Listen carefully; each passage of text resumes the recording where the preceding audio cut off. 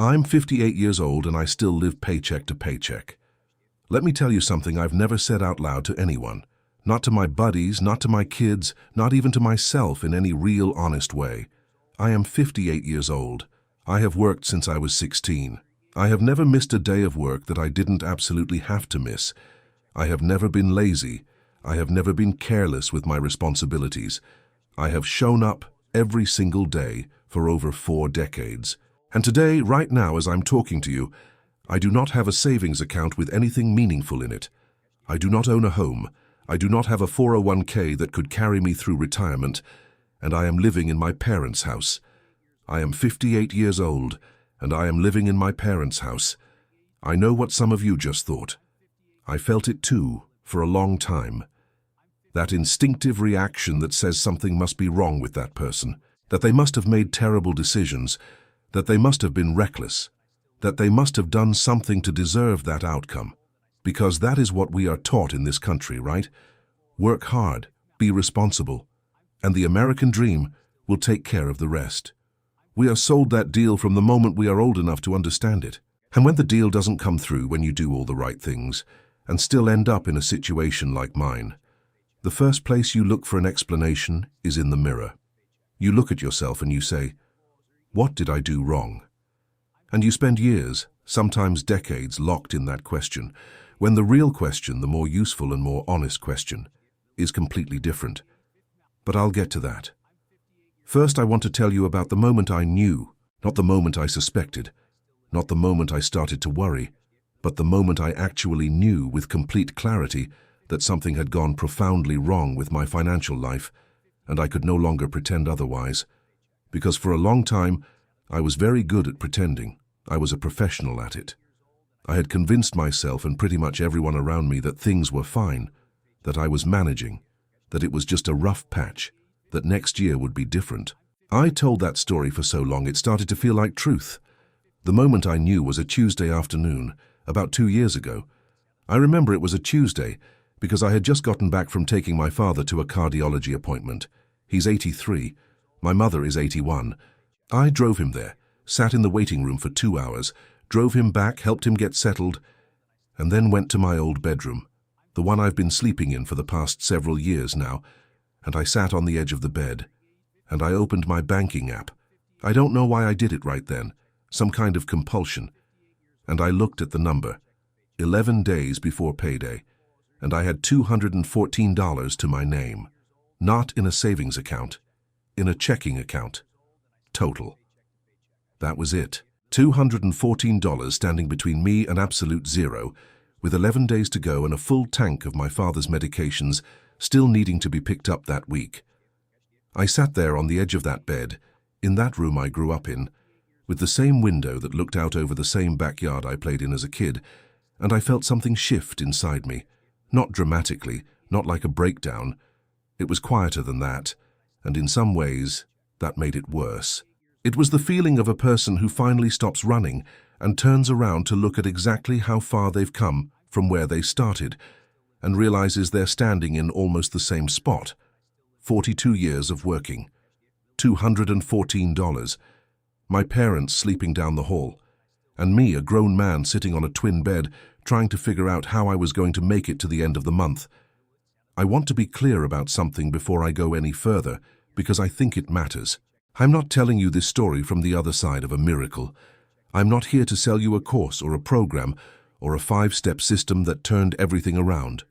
This is not a redemption story with a neat ending. This is a real story, told by a real person who is still in the middle of it, still working through it, still having hard days and hard nights. I'm telling you because I believe with everything I have that there are millions of people in this country sitting on the edge of their own beds, looking at their own apps, feeling that same quiet shift, and they have never once heard someone who looks like them, who sounds like them, talk about it honestly. Without shame, without spinning it into some inspirational narrative, just honestly. And I think that matters.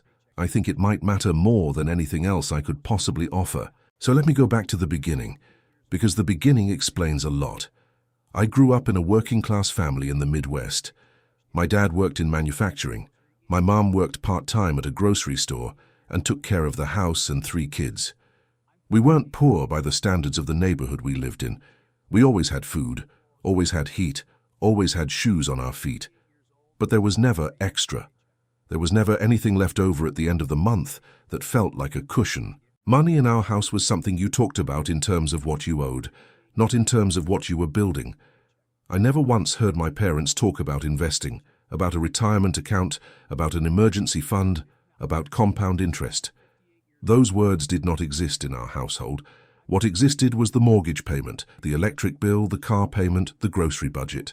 Survival, basically. Organized and disciplined, but survival. And I absorbed all of that. Kids do. You don't learn money from a textbook. You learn it from watching the adults in your life, from the conversations you overhear, from the way people react when something unexpected happens financially. And what I learned deep in my bones, before I had the vocabulary to articulate it, was that money is something that runs out, that you work to cover what you owe, that there's always another bill coming, that saving is something people do on television, not in houses like ours. I got my first real job at 16, a summer job at a hardware store. I was proud of that money. I spent it almost immediately, not foolishly in my mind. I bought some clothes, took a girl to a movie, gave my mom $20 for groceries. It felt good to spend it. It felt like the whole point. Nobody sat me down and said, put 10% of every paycheck away before you do anything else. Nobody showed me what that 10% would look like in 30 years. I didn't know that conversation was supposed to happen, and it never did. By the time I was in my mid-20s, I had credit cards. This is where things started to quietly unravel, though I wouldn't understand that for years. The cards felt like breathing room. They felt like the solution to the tightness that was always there. Car breaks down? Put it on the card. Medical bill comes in? Put it on the card. Holiday season hits and you want to give your kids a real Christmas? Card. And every month I paid the minimum, because that's what you could afford. And the balances crept up in that slow, almost invisible way that credit card debt does, like a vine growing up the side of a building. You don't notice it until it's covering the whole wall. I got married in my 30s. We were both working. There was a period where things felt genuinely okay, where the two incomes together created a stability that I had never felt before in my adult life. We bought a used car outright. We took a real vacation. I started thinking for the first time about what retirement might look like. I opened a 401k and put in just enough to get the employer match, thinking I was doing the responsible thing. And in that season I was. But we were not building any real cushion. We were living at the edge of our combined income, which meant that when things changed, when life did what life does and threw something at us we didn't see coming, we had no buffer, nothing to absorb the impact. The divorce in my mid-40s was the financial event I never fully recovered from. Not because anyone was vindictive about it, not because lawyers got rich off us or anything dramatic like that, but because when you split one household into two, both households end up worse off. Both people end up rebuilding from scratch, with half the resources, while maintaining the same basic cost of living. The math doesn't work. And at 45, starting over financially is a completely different proposition than starting over at 25. At 25, you have time on your side, which is the single most powerful financial tool that exists. At 45, that tool is significantly diminished. You can still use it, but you feel its absence. I cashed out what was left in my 401k. I know. If you know anything about retirement accounts, you just winced, and you should have. I paid the taxes, I paid the early withdrawal penalty, and what was left went toward getting myself re-established. A deposit on an apartment, some furniture, a few months of breathing room while I figured out the new reality. It seemed necessary at the time. It probably was. But it cost me more than money. It cost me years of compounding growth that I will never get back. Money that, if it had stayed where it was, would have grown into something meaningful by now. Instead, I spent it on a couch and a security deposit. The years between my late 40s and my late 50s were years of working hard and staying still. I worked. I always worked. I kept my jobs. I was good at what I did. I got decent performance reviews. I did not get fired. But my income, adjusted for inflation, didn't grow much. The raises I got were enough to keep pace with cost of living increases, but not enough to get ahead. Health insurance premiums went up, rent went up, groceries went up, everything went up, and my paycheck went up just enough to cover it, which meant the gap between what I made and what I needed was always roughly the same. 0. And somewhere in there, without me noticing it happening, I stopped dreaming in big numbers. I stopped imagining a scenario where I owned a home, where I had investments, where I could retire at a reasonable age and actually live on what I had saved. Those dreams just quietly packed their bags and left. And what moved in to replace them were smaller dreams, practical dreams. Dreams like make it to the end of the month without overdrafting. Dreams like be able to help my kid when they needed something without having to explain that I couldn't. Dreams like one day not feel the specific anxiety of checking your balance before you swipe a card, that split second of dread before the machine approves it or doesn't. If you've never felt that anxiety, you might not know what I'm talking about. It is a very specific feeling. It is the feeling of a person who does not know in any given moment whether the math is going to work out. And it is exhausting in a way that goes beyond tired. It is a bone-level weariness that comes from living in that uncertainty for years, for decades. It wears on you. It wears on your health, on your relationships, on your ability to be present in any given moment, because part of your brain is always running calculations, always problem-solving, always scanning for the next threat. I moved back in with my parents 3 years ago. My mother called it practical because it is. My father needed more help than she could give him alone. I needed a place to live that I could actually afford. It solved 2 problems at once, which is the kind of solution that looks smart on paper and feels complicated in the gut. Because I am grateful for it. I am genuinely, truly grateful that I have parents who are still here, who have a home, who welcomed me back without making me feel like a burden even when I know the situation is not what any of us would have chosen.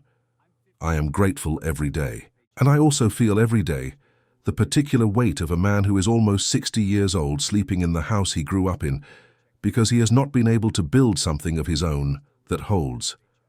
That weight is not something I have talked about publicly before, because there is a specific shame that comes with this situation for men of my generation, men who were raised to believe that their worth is tied directly to their ability to provide, to own, to build. We were raised in the era of the man as provider, as the person who handles it, as the one who has it figured out. And when you don't have it figured out, when the evidence of that is as undeniable as it is in my case, the shame is not a whisper. It is a loud and constant companion. I see it most clearly in social situations. At family gatherings, when the conversation turns to real estate prices and retirement planning and what the market is doing. I learn to navigate those conversations the way you learn to navigate a minefield. I say just enough to seem engaged, without giving anything away. I nod at the right moments. I ask questions instead of answering them. I have gotten very good at this, but every time I do it, every time I perform a version of myself that is more financially put together than I actually am, I feel a small but distinct piece of something in me go quiet, like a light dimming, because the performance takes something from you. The hiding always costs you something, even when the hiding feels necessary. What I did not know for most of my life is that the hiding was also one of the things keeping me stuck, because shame drives us underground. Shame makes us avoid looking at the thing we're ashamed of, which means we never actually examine it clearly, which means we never make the kind of clear-eyed decisions that could change it. My financial situation stayed as bad as it was, in part, because I was too ashamed to look at it directly. I would glance at it sideways. I would get the general picture without really examining the details. I would tell myself a story about it that was softer and less specific than the truth. And that story, that softer version, didn't create enough urgency to change anything. The Tuesday afternoon on the edge of my childhood bed changed that. When I saw the $214, I didn't look away. For the first time in longer than I can remember, I actually sat with it. I let the number be what it was, without immediately reaching for a rationalization or a plan or a distraction. I just looked at it. And in that looking, something broke open. Not in a dramatic movie moment kind of way, in a very quiet, very private kind of way. The kind of shift that doesn't make any noise but changes everything anyway. I started to get honest. With myself first, which was the hardest part. I sat down with a legal pad, old school, no apps, no spreadsheets, just a yellow legal pad and a pen, and I wrote down everything.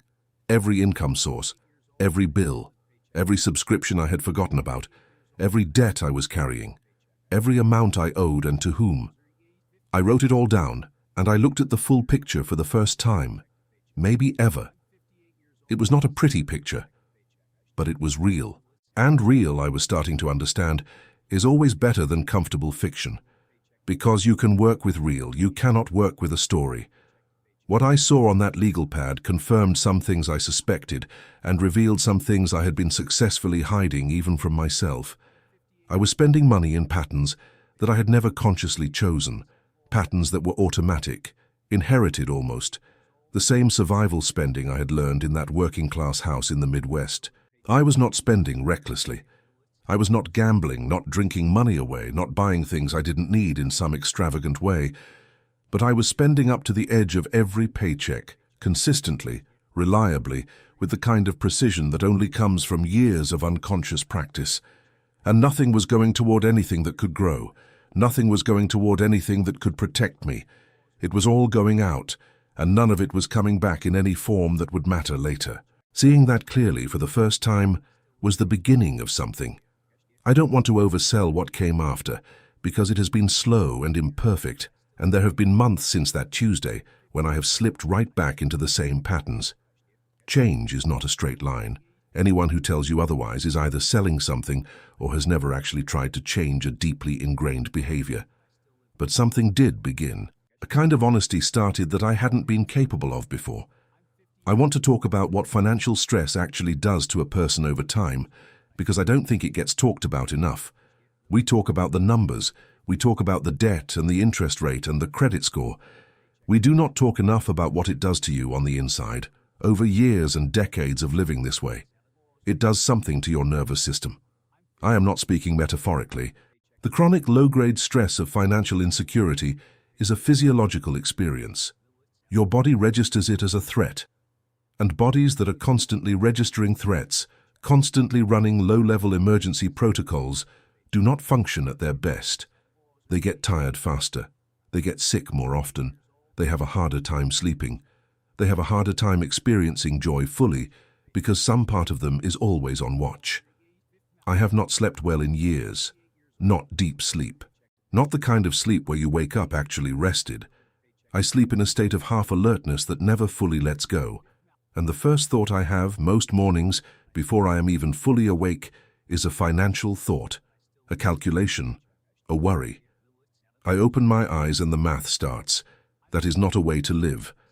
I know that now in a way I didn't know before, because I refused to examine it before. Examining it would have meant admitting how bad it was, and I wasn't ready for that. There is something I want to say to the men specifically, the men my age, the men who were raised the way I was raised, with all that pressure about what it means to be a man who provides and produces and builds. I want to say, the silence is killing you, not metaphorically. The silence, the shame, the refusal to talk about financial struggle, because talking about it feels like admitting failure, feels like showing weakness, feels like letting people see something about you that you'd rather they not see. That silence has a cost. It has a health cost, it has a relationship cost, it has a financial cost, because you cannot solve what you refuse to look at directly. And it has an integrity cost, because living inside a performance of something you're not is a slow erosion of who you actually are. I know how hard it is to talk about this. I know because I spent the better part of 4 decades not talking about it. I know the specific weight of sitting across from someone and saying I'm doing fine when you are not fine. I know what it feels like to skip a social event because you can't afford to participate, and making up an excuse is less painful than telling the truth. I know what it's like to feel the shape of your financial situation in every room you walk into, as if it's something people can see even when they can't. It is isolating in a way that is hard to describe, and it doesn't have to be that way. It shouldn't be that way. But getting to the other side of it requires the one thing that has always been hardest: honesty. Not honesty with the world necessarily, not broadcasting your bank balance to your co-workers, but honesty with yourself first. Then, selectively, Honesty with the people who love you and who can actually help or who need to know the truth in order for the relationship to function with any real depth. Honesty changes things, not instantly, not magically, but it changes them. Because when you stop protecting a version of yourself that isn't real, you free up an enormous amount of energy that can go toward actually dealing with the real situation. Let me talk about Social Security, because if you're my age, this is probably something you're thinking about. I have paid into Social Security for over 40 years. I will be eligible to collect it eventually. And when I look at what that payment is likely to be, it is better than nothing. It is genuinely better than nothing. But it is not enough to live on independently in most parts of this country, and it certainly isn't enough to provide any real security beyond month-to-month survival. If Social Security is all you have when you stop working, you are going to be in a very difficult position. And the reason I know this so clearly is because Social Security was always supposed to be one leg of a three-legged stool. Social Security plus an employer pension or 401k plus personal savings. My stool has one leg. It is not a stable piece of furniture. I am not telling you this to frighten you. I'm telling you this because the earlier you understand it, the more time you have to do something about it. If you are 30 right now, you have an extraordinary amount of power in this situation. Power that I genuinely did not exercise when I had it, because nobody made the stakes clear to me and I was not asking the right questions. If you are 45, you still have time, real time, meaningful time. Even at 58, there are things I can do that I was not doing before that will matter. They won't turn me into someone with a fat 401k and a beach house, but they will make a real difference in what the next 20 years look like. And 20 years is not nothing. 20 years is, depending on how you use them, more than enough time to change the story significantly. The first thing I changed was the most basic thing, and also the thing I had been resisting for years because my ego kept telling me it was too small to matter. I started saving $50 a month. That's it. $50, automatic transfer, the day after my paycheck hits. I moved it into a high-yield savings account where I couldn't see it easily, where it wouldn't show up in the number I checked every day. $50. My ego said that was embarrassing. My ego said a man my age should be putting away hundreds, thousands, not $50 a month like some college kid opening his first savings account. But my ego was wrong about everything for 40 years, so I decided to stop listening to it. $50 a month is $600 a year. It's not a retirement account, but it's also not nothing. It's more than I had the year before. It's the beginning of a habit that didn't exist before, and the habit matters more than the amount, especially at the start. The second thing I changed is that I stopped lying to myself about where the money goes. I use a simple budget now. Nothing sophisticated, nothing that requires a subscription or a financial advisor. A piece of paper divided into two columns, money coming in, money going out. Every dollar accounted for, every month before the month starts. It took me about 40 minutes the first time and about 15 minutes every month now. And it changed my relationship to money in a way I didn't expect. When you know exactly where every dollar is going before it goes there, you take back a kind of control that you didn't realize you had given away. The money no longer just disappears. It goes somewhere specific, somewhere I chose, even when the choices are all obligations and there's nothing left. At least I can see it. At least I know. The third thing I'm working on is the hardest, which is finding additional income.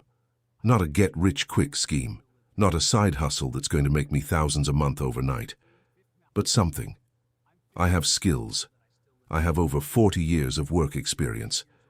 There are things I know how to do that people are willing to pay for. I am still figuring out what that looks like in practice, but I am thinking about it now in a way I never thought about it before, and thinking is where everything starts.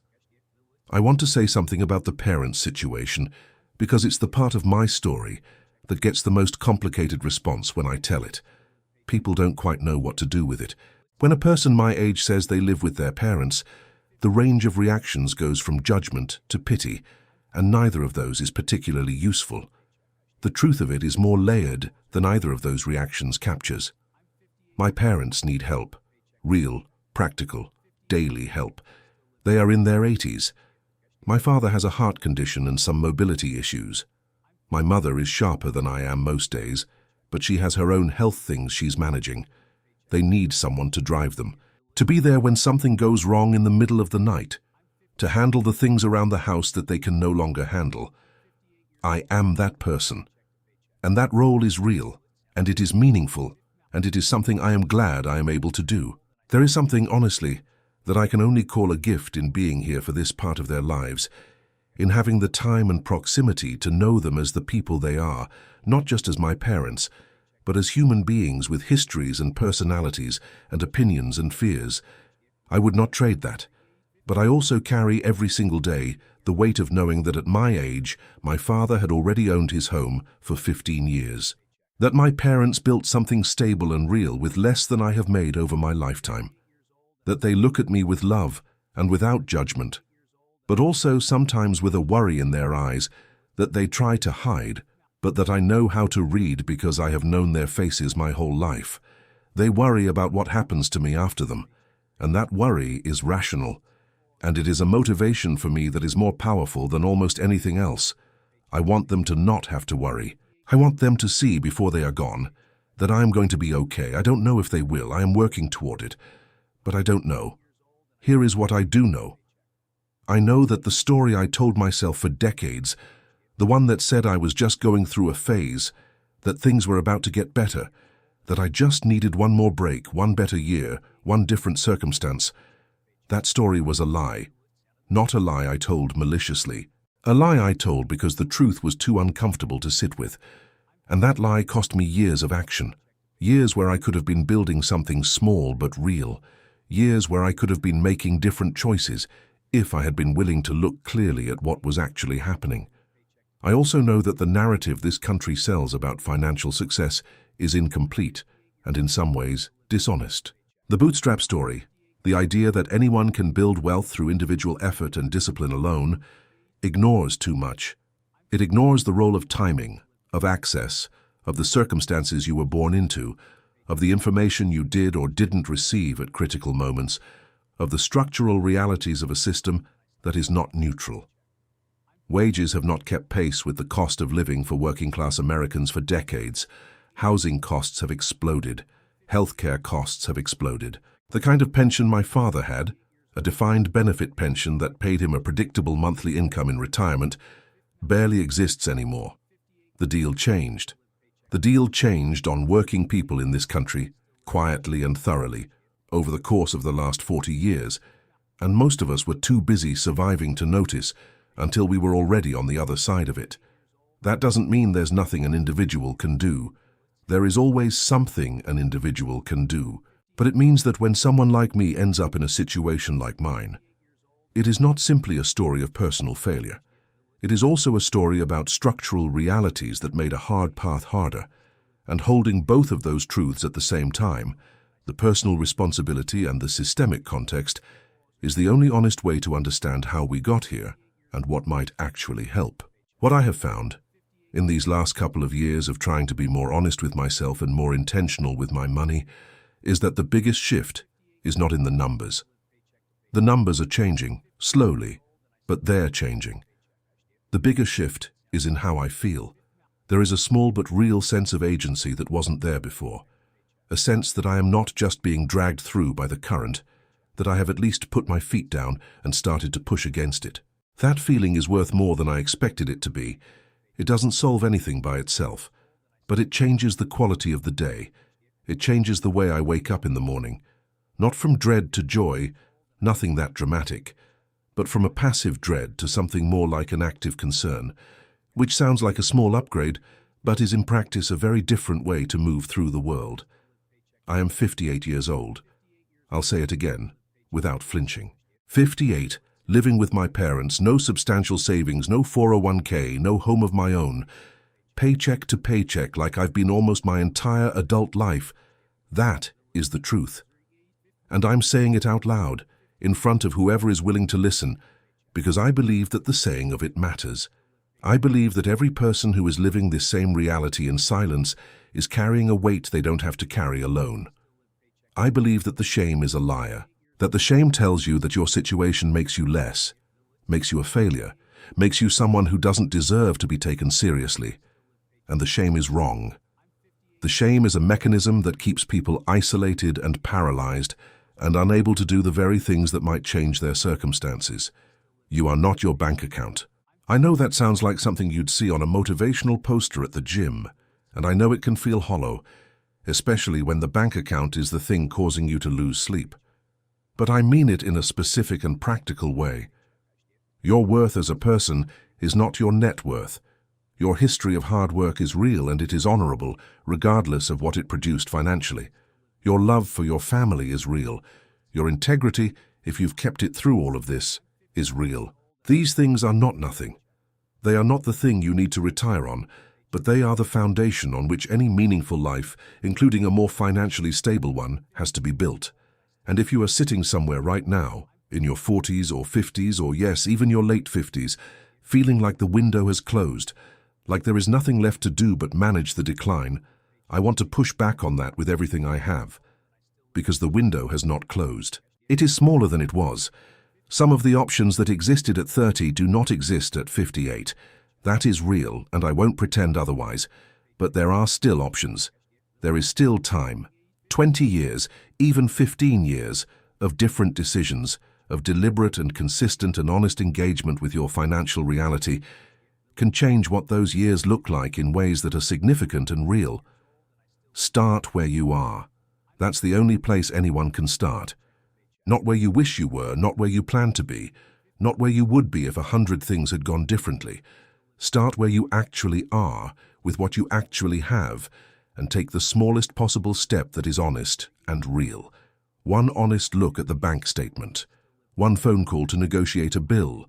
One automatic transfer of $50 that your ego tells you is too small to matter. Your ego is wrong. Start there, and then do it again next month. And the month after that. I am still in the middle of this. I don't have a triumphant ending to hand you. What I have is a Tuesday afternoon 2 years ago, on the edge of a twin bed in my parents' house, and the decision to finally, actually look. To stop managing the image and start dealing with the reality. To stop being ashamed of a story that is real and human and shared by more people in this country than anyone talks about. If any part of what I said today sounded like your life, I want you to know you are not alone in it. That matters. It might be the most important thing I've said in the last 45 minutes. You are not alone. The shame wants you to believe you are. The shame wants you isolated and quiet and too embarrassed to seek help or change anything. Don't give it that. Bring your situation into the light, even just the small private light of your own honest attention, and watch what starts to become possible. That's where I am. That's what I know. 58 years old, still in the fight, and more honest about it than I have ever been in my life.